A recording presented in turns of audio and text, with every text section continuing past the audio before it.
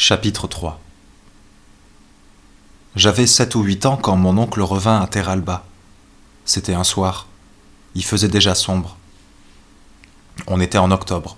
Le ciel était couvert. Dans la journée, nous avions vendangé. À travers les cordons de vigne, nous voyions approcher sur la mer grise les voiles d'un navire battant pavillon impérial. À cette époque, dès qu'on apercevait un navire, on disait « C'est Maître Médard qui revient !» Non pas que nous fussions impatients qu'il revînt, mais il fallait bien avoir quelque chose à attendre. Cette fois-là, nous avions deviné juste. Nous en eûmes la preuve le soir quand un jeune homme nommé Florfière, qui foulait le raisin, se mit à crier de la cuve. « Oh ! Là-bas !» Il faisait presque noir, et nous vîmes au fond de la vallée une file de torches s'allumer le long du sentier muletier. Puis quand le cortège passa sur le pont, nous distinguâmes une litière portée par des hommes. Pas de doute, c'était le vicomte qui revenait de la guerre. Le bruit se répandit dans toutes les vallées. Les gens s'attroupèrent dans la cour du château. Familles, domestiques, vendangeurs, bergers, hommes d'armes. Il ne manquait que le père de Médard, le vieux vicomte Aïulf, mon grand-père, lequel depuis longtemps ne descendait même plus dans la cour. Là des soucis mondains, il avait renoncé aux prérogatives de son titre en faveur de son unique enfant mâle, avant le départ de celui-ci pour la guerre. Sa passion pour les oiseaux qu'il élevait à l'intérieur du château dans une grande voilière était devenue de plus en plus exclusive. Le vieillard avait fait porter son lit à l'intérieur de la voilière, s'y était enfermé et ne sortait de là ni de jour ni de nuit. On lui tendait son repas à travers les barreaux de la voilière en même temps que la pâtée des oiseaux. Aïulf partageait tout avec eux. Il passait ses heures à caresser sur le dos ses faisans et ses tourterelles en attendant que son fils revînt de la guerre. Je n'avais jamais vu tant de gens dans la cour de notre château. Le temps des fêtes et des guerres entre voisins était passé. J'en avais seulement entendu parler. Je m'aperçus pour la première fois combien les murs et les tours étaient en ruine, combien boueuse était la cour où nous avions l'habitude de donner leur herbe aux chèvres et leur pâté aux cochons. Tandis qu'on attendait, tout le monde parlait de l'état dans lequel revenait le vicomte Médard. Il y avait longtemps qu'on était informé que les Turcs lui avaient fait des blessures graves, mais nul ne savait encore de façon précise s'il était mutilé ou infirme, ou simplement défiguré par des cicatrices. Maintenant, le fait d'avoir vu cette litière nous préparait au pire. Et voici qu'on posa la litière à terre et qu'au milieu de l'ombre noire, on vit une pupille briller. La grande vieille nourrice Sébastienne fit mine de s'approcher, mais dans l'ombre, une main se leva pour faire un geste dur de refus. Puis on perçut le corps de la litière agité d'un effort anguleux et convulsif. Et devant nous, Médard de Terralba bondit sur pied en s'étayant d'une béquille. Un manteau noir à capuchon descendait de sa tête jusqu'à terre. Du côté droit, ce manteau était rejeté en arrière, découvrant la moitié du visage et la moitié du corps agrippés à la béquille. À gauche, tout semblait caché, enveloppé dans les plis et replis de cette vaste draperie. Il s'arrêta pour nous regarder, nous qui faisions cercle autour de lui sans mot dire. Mais peut-être aussi son œil fixe ne nous regardait-il pas du tout. Voulait-il simplement nous écarter de lui ? Une bouffée de vent monta de la mer.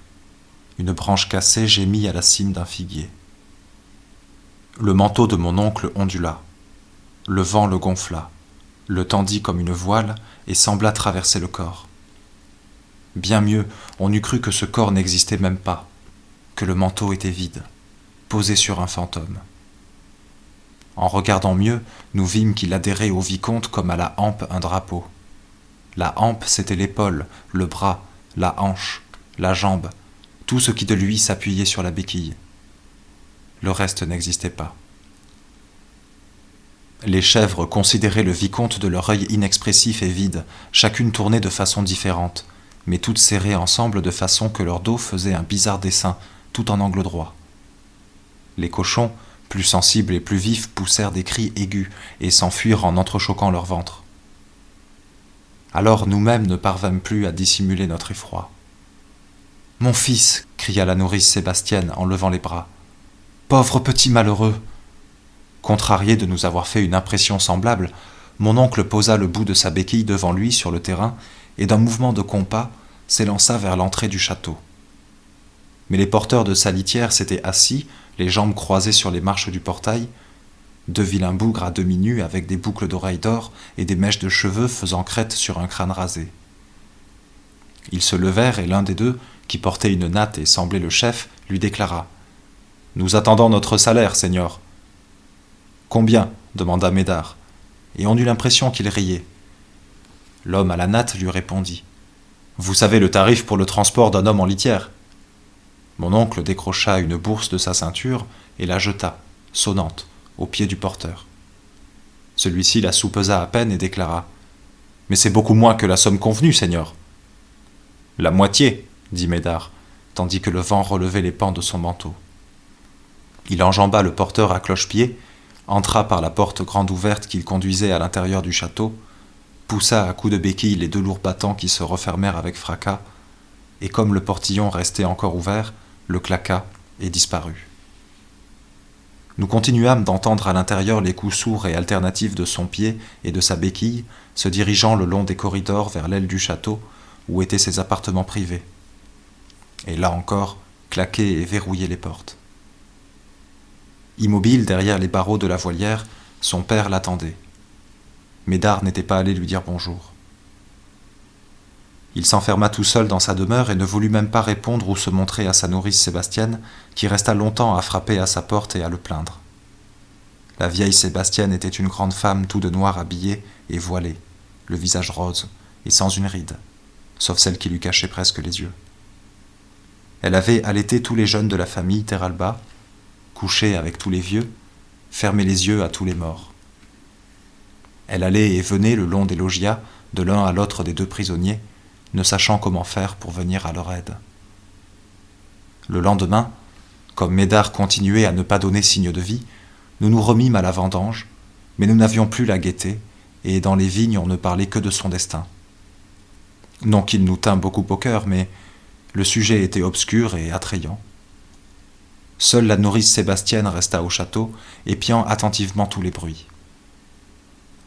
Mais le vieil Aïulf, comme s'il avait pu prévoir que son fils reviendrait triste et sauvage, avait dressé depuis longtemps un des oiseaux qu'il aimait le mieux, une pie grièche grise, à voler jusqu'à l'aile du château qu'habitait Médard et à entrer dans sa chambre par la fenêtre.